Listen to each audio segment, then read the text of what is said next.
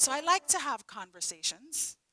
Um, I know I am here to speak about me, but I find it so much more interesting when I get to talk with people instead of y'all just sitting back and listening, right?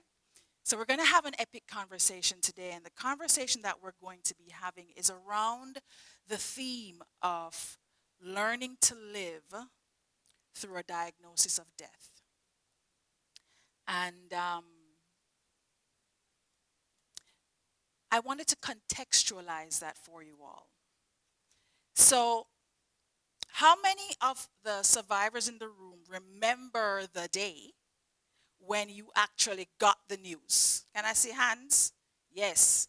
You remember the day you catch the news? Okay. Okay. Um, how many of you felt like you were going to die in that moment when you got the news? Okay, a few of us did. Okay. How many of you all of a sudden lost your hearing right after you got the news? Anybody? That was me. Okay, and Tara. Yeah, he was kind of talking, and I was busy. Okay, I was busy, and I really didn't have time for this diagnosis. As a matter of fact, I had a new software release coming out, and I had to get back to work. Like I literally, is my boss carrying me going on? Because I was just going to fulfill, check off the appointment box and then go back into the office because my development team was acting a fool and I needed to get it sorted out. Yeah, yeah. It was, I didn't even take my stuff, guys. Like my handbag and laptop and everything was at the office. And then here comes doctor with the diagnosis. And my boss came in with me and was sitting with me because he was like, you don't want me to go in with you? I said, why? Like, it's no big deal. And he said, no, man, I'll go. I said, okay. So he sat there and I sat here, and here comes Doc.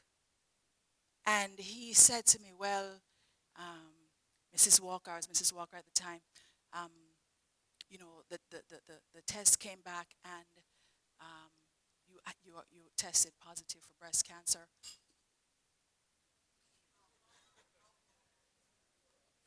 So I think I was sitting with my legs crossed or something. And I'm sure he was talking. And he asked a question. And I think when my boss realized that I wasn't answering, that's when they recognized I had gone deaf temporarily. Yes? And so it was like, and I was like, I think I want to go now. And so he did some more talking. My boss took notes, thankfully. And then we left. So we're walking out. And, he's a guy. So he's freaking out, right? Because I'm second in command. And he's looking at me like he doesn't seem to be living through the diagnosis in this moment.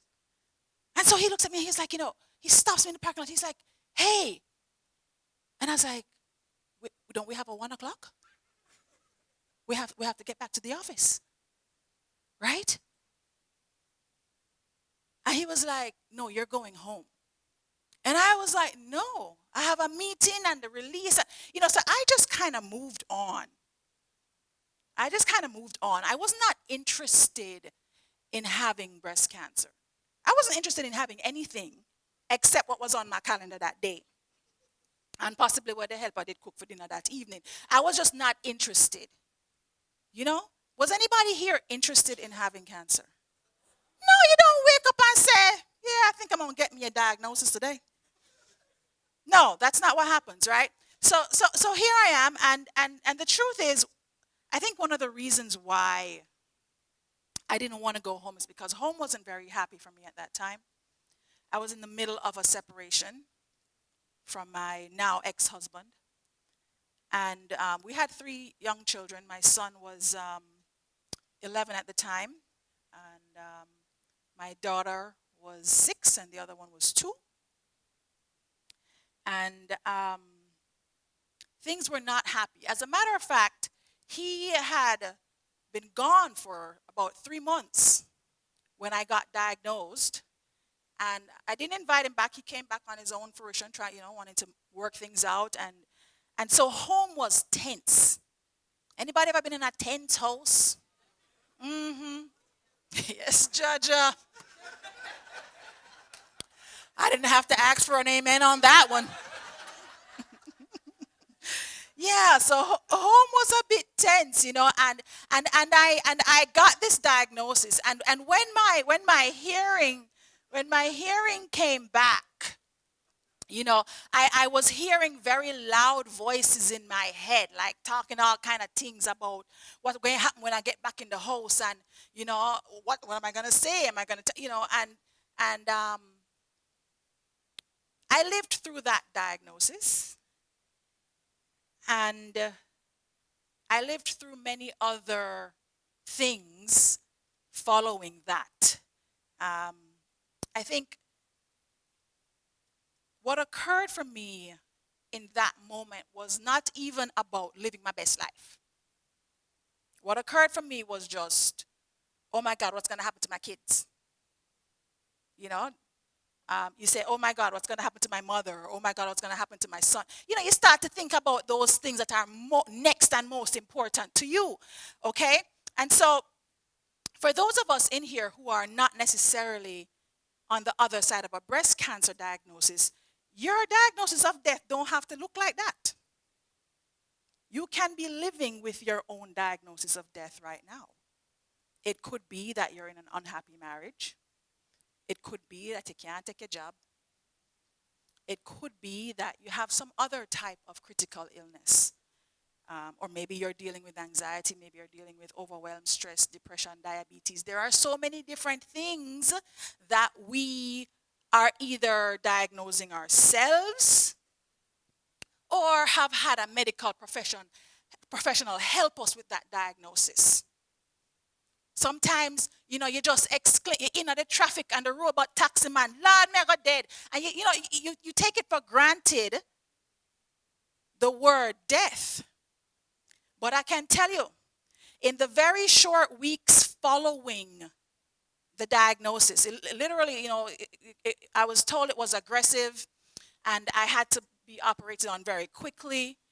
My mom was in London at the time when I got diagnosed, and, I waited a minute before telling my mother. How long was it, Mommy? Yeah, I think it was a couple days. I was trying for a week. But I didn't know how to say it. I had a problem saying it. I think the head of the cancer, yeah, Hewlett was saying that, sometimes people don't want to use the word cancer, they want to say it, so you get the diagnosis and you're like, you can't say the word cancer. I didn't know how to say it because I just didn't have time for it. I wasn't trying to deal, right? So when I called my mother, who was on the other side of the world, no, this is probably the worst thing for her to get a phone call about, And we've talked about that, and it's hard to talk about, to remember that stuff. But it's that stuff that reminds me that I need to really live. So it's not just, make it true, right? That's not what we're about. That's not what I'm about, right? I started to try to make it true at first, and I did some crazy stuff. How many people did some crazy stuff when was it just me? Someone write a book. The book I write from 2012. The reason why it was taking so long is because I got really vulnerable in my writing. And some of the things that I wrote about are some of the crazy things that I did because I got really scared, Um, so my diagnosis of death made me really get scared about dying. And I think the fear was more around the kids. And every time Victoria's my youngest one. She was about this high, right? And every time she looked at me, it was like, Jesus, what am I going to do? Okay. So I did all kinds of crazy things. And I wrote about it in the book. Some of the things that I did. I drank herbal concoctions made up by nurses from all over the place. I I explored urology. Does anybody know what that is? I drank my pee for a few weeks. Yeah, did that. I went liquid vegan. I worked with somebody to do all kind of scraping off of my chest and the radiation thing and like just I did crazy stuff. At one point, I watched this movie where a lady was doing this bee treatment. She was getting stung by bees, and I was like, oh, we can't find some bees.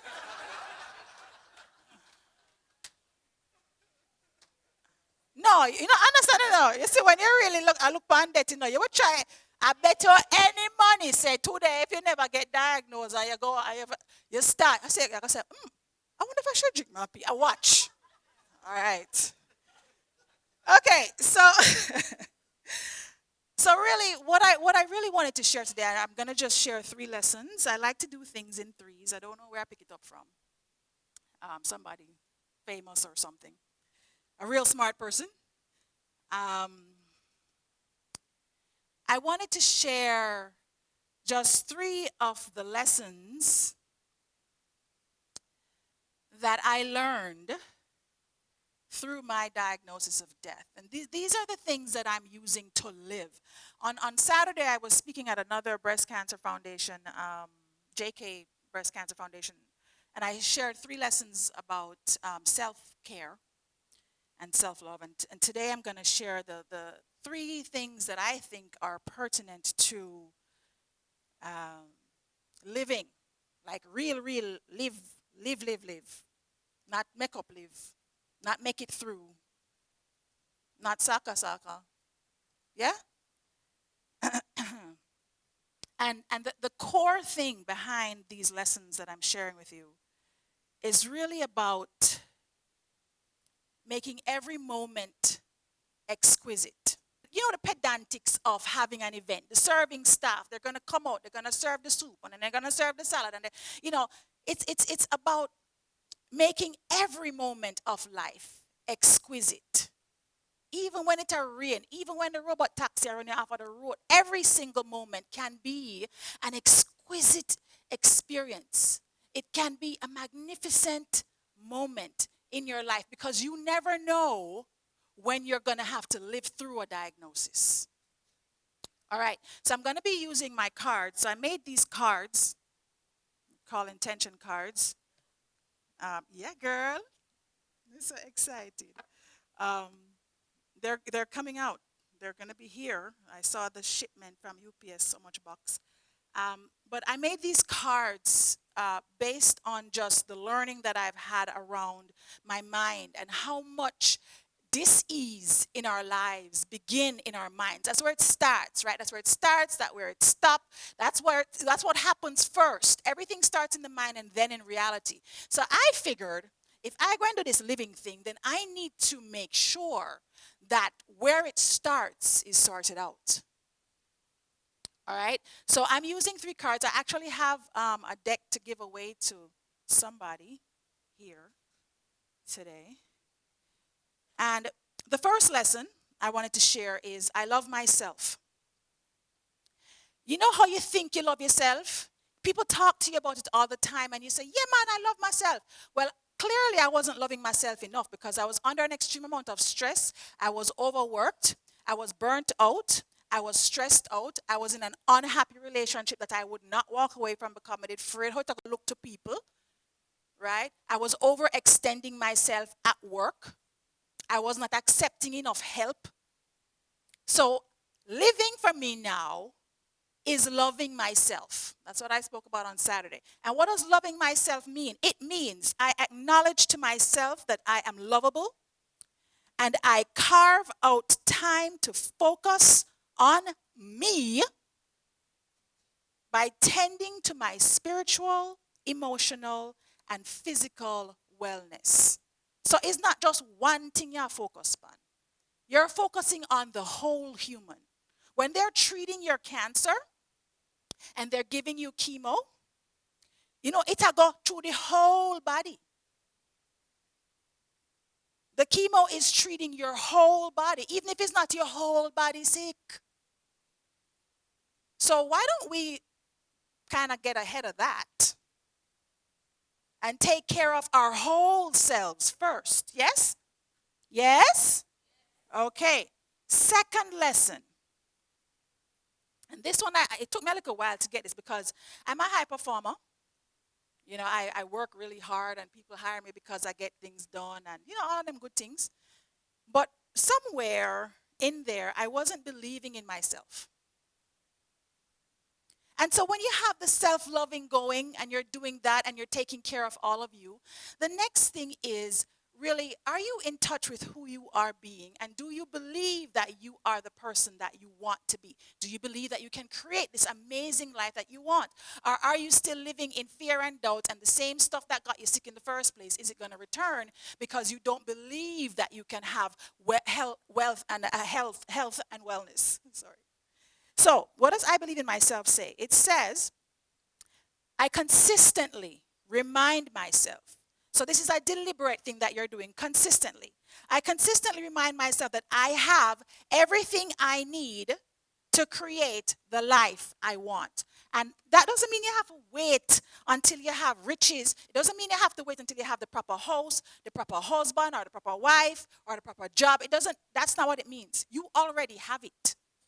Once you have sound mind, you have everything you need. For those of us that have a spiritual base, once you have God, you have everything you need. Right? So it is getting behind that and using that to propel yourself forward, to live forward from that place. Third and final lesson. I think I've done my time. And this one is the one that I think got me to this stage today. This one is, I have wisdom. Yeah?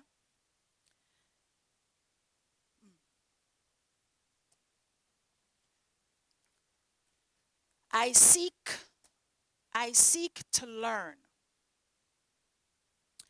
I seek to learn from the highest source with the understanding that knowledge is power and self-knowledge is self-empowerment.